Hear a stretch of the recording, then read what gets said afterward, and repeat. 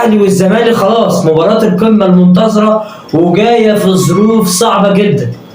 مباراه جايه في ظروف صعبه جدا، والفريقين مش في افضل حالاتهم. واحد يقول لي يا عم ده الزمالك متصدر الدوري 17 نقطه وبتاع. يا عم ما لسه متعادل مع الجونه اللي لسه طالع من الدرجه الثانيه، والاهلي كسبان حرس الحدود بالعافيه اللي لسه طالع من الدرجه الثانيه، والزمالك اتغلب من الدجله اللي لسه طالع من الدرجه الثانيه. المهم هنخش في التفاصيل طبعا المهمه للفرقتين. هبدا لك بالنادي الاهلي. النادي الاهلي لو كسب الزمالك كل مشاكله اللي فاتت دي انتهت. والله خلاص كده. هتقول لي ازاي يا جدع؟ لا، كل مشاكل الاهلي هتكون انتهت حرفيا. انسى بقى البدايه الكارثيه للاهلي في الدوري، والبدايه السيئه، والهجوم الشرس على عماد النحاس والجهاز الفني والاداره واللعيبه. انسى كل اللي فات. لا، بمجرد فوز النادي الاهلي على الزمالك انسى كل اللي فات وانسى كل المشاكل. هجي لك للزمالك. الزمالك طبعا دخل في حته الشكوك، وبعد التعادل مع الجونه وازاي الزمالك وماشي كويس وكان عامل الشوط الاولاني كويس، يجي الشوط الثاني الهرجله وبتاع، كوره في الاخر ضيعت النقطتين من الزمالك. طبعا الجمهور شن فظيع على يانك فيريرا المدير الفني.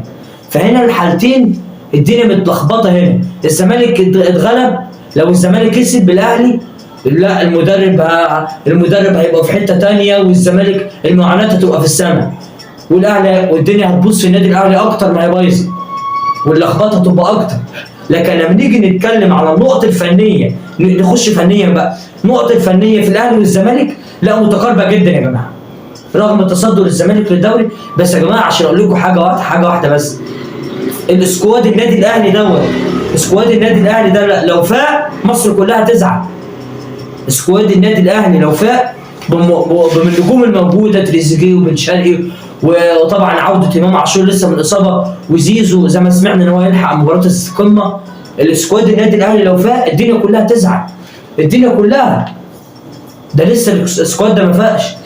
الناحيه الثانيه الزمالك على فكره عنده سكواد كويس جدا.